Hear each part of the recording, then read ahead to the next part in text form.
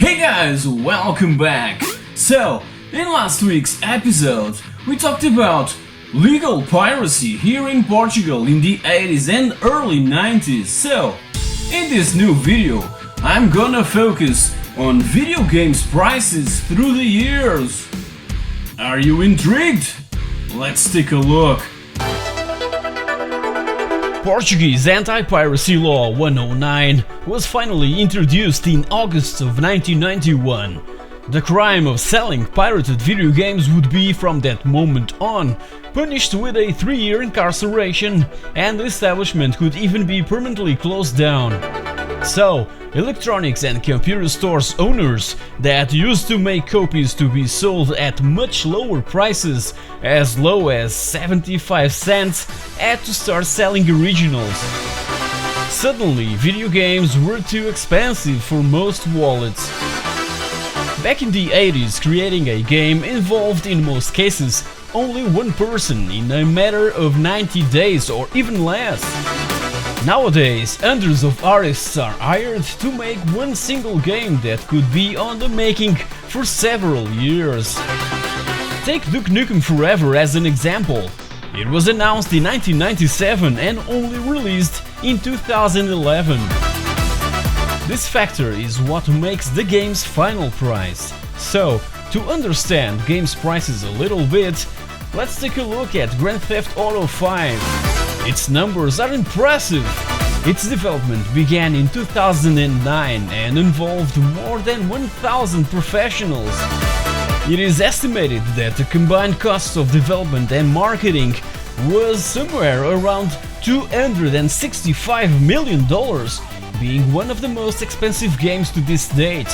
So, to cover that amount, GTA 5 had to sell more than 4 million copies. But that was a piece of cake for Rockstar. They got back that investment right in the first 24 hours, achieving $800 million in sales. 3 days later, it had already surpassed the $1 billion mark. Since its release, it sold more than 60 million copies. So, is the price of GTA 5 fair? For me, it is. And the reasons why are more than evident. I paid the full price for my Xbox 360 and PC normal versions the minute they became available, and I don't regret doing it. I simply love both versions. But not every game with huge budgets are so successful, and that can lead to the disappearance of highly reputed video game development companies. If we concentrate a little bit on video games prices through the years, and excluding the so-called special editions, we can quickly conclude that games are cheaper than before. We've been paying the same 50 euros for PC games and less, and the same 60 or 70 euros for console games since mid-90s. For instance, I recall paying 10,000 escudos, 50 euros, for Star Wars Dark Forces back in 1995, and almost 10 years later paid practically the same for Doom 3 and San Andreas. Of course that there were exceptions back then, like for example Virtual Racing for the Sega Mega Drive Genesis, whose price was somewhere around 80 euros in Europe and $100 in the United States. Having in mind currency appreciation over the years, we can deduce that video games are cheaper nowadays. So, one of the most obvious things that made video games prices drop was the switch from big cardboard boxes to DVD plastic cases, much cheaper to produce. As a consequence, game manuals became smaller and smaller as the years gone by.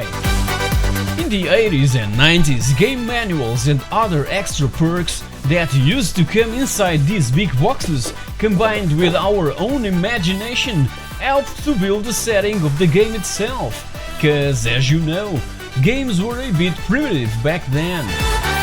Today, the simple fact of not having the manual with dozens or even hundreds of pages also contributes to the reduction of video games prices. Nowadays, if we want to have all those perks, big manuals, statues and soundtracks, we have to pay the price. The so-called collector's editions look really awesome, but I think that the price to pay for those is totally absurd. I have a few and simple ones on my collection that offers, besides the game itself and the basic manual, the soundtrack and, if we're lucky, the making of and an official strategy guide.